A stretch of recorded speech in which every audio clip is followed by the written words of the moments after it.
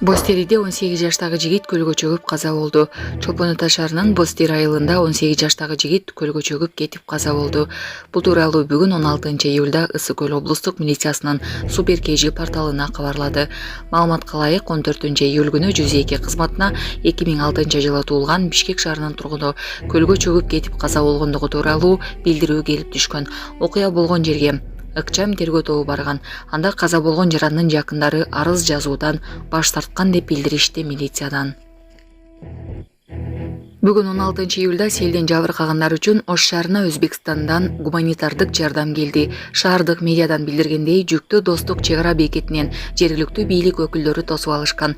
Жардамды Анжиян облусунун губернатору Шухрахбек Абдурахманов коштоп келген. 13 жүк ташуучу унаа менен келген гуманитардык жардамдын салмагы 200 тонна. Анда курулуш материалдары, кийим-кечек, гигиеналык каражаттар жана азык-түлүк бар деп айтылат маалыматта. Эске салсак, 14 июлда нөшөрдөн улам Ош шаары жана Ош облусун сел каптаган. Жүздөгөн үйлөрдүн коросуна суу кирип, бир нече автоунаа агып кеткен. Шаарга өзгөчө кырдаал режими киргизилген. Бир келиндин 3 кызы менен дагы бир аялды сел агызып кеткени кабарланган.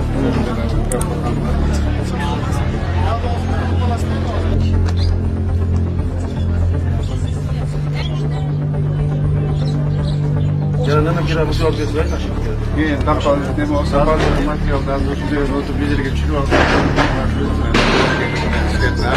Урматтуу Москва шаарындагы мекендештер, Умбем клиникасы төмөнкү кызматтарды сунуштайбыз. Педиатр, гинекология, стоматология, неврология, хирургия, кардиология, лор, УЗИ жана башка. Андан тышкары массаж жана бардык лабораториялык анализдер. Толук маалымат +7 925 103 22 77. Биздин дарек Москва шаары, метро Нахимовский проспект, Сивашская 7, корпус 2. Сиздин ден соолугуңуз биздин камкордук.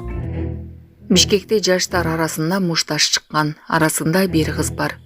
Бишкекте бейбаштыкка шектүүлөр кармалды деп билдирди 1-май райондук ички иштер башкармалыгынын басма сөз кызматы. Милицияга 12 июль күнү болжол менен таңкы саат 5:45 Чүй Таныстанов көчөлөрүнүн кесилишинде мушташ чыкканы тууралуу маалымат түшкөн. Ошол эле учурда улуттук госпиталга 2 жигит түрдүү жаракат менен түшкөн. Алардын биринин муундарында кесилген жаракат болсо, экинчиси денеси көк ала болгон. Аталган факт бейбаштык менен кылмыш иши козголгон. Учурда шектүүлөр убактылуу кармоочу жайга киргизилип, тергөө уланууда. Булак Баракелди.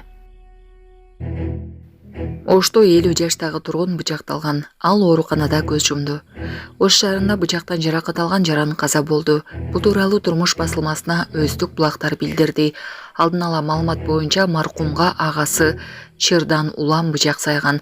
Ал эми Ош шаардык ооруканасы тастыктаган маалыматка караганда 2024 жылдын 9 июлунда 1974 жылы туулган жаран бычактан алган жаракаты менен алынып келген.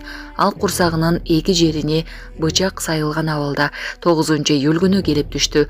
Бычак ичеги майдан өтүп, ичегини тешип кеткен.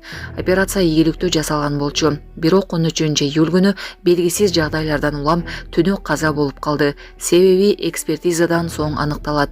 Туугандардын айтымында ага эни үйдө уруша кетип, агасы бычак сайып койгон деп айтылат маалыматта. Кыздары табылып өзү жок. Ошто сел агызып кеткен аялды издөөгө 143 куткаруучу чыкты. Бүгүн 16 июлда селдин кесепетинен дайынсыз жоголгон 39 жаштагы аялды издөөгө 143 куткаруучу тартылды. Өзгөчө кырдаалдар министрлигинен маалымдашкандай, алар 10 топко бөлүнүп, Ош шаарынын Борбордук базарынан тартып, Ак Бура дарыясынын Өзбекстанга чейинки аралыгында издөө ишин жүргүзө баштады. Эске салсак, сел агызып кеткен жалпы 5 адам изделип, анын 4-өсүнүн сөөгү табылган. Белгилей кетсек, 14 июлда Ош шаары жана Кара Суу районунун аймагында катуу жааган жаандан улам Ак Бура дарыясында суунун деңгээли көтөрүлүп, Борбордук базарды, эс алуу жайларын жана бир катар айылдарды каптаган. Анын кесепетинен Төлөйкөн айылындагы Мөл булак эс алуу борборунда бир үй бүлөнүн мүчөлөрүн, 4 адамды жана дагы бир аялды сел агызып кеткен. Учурда 4-өнүн сөөгү табылган. Мындан тышкары Кара Суу районунун аймагында 7,5 миң абоненттин жарыгы өзгүлтүккө учураган. Учурда издөө, куткаруу, селдин кесепеттерин тазалоо иштери күчөтүлгөн режимде уланууда.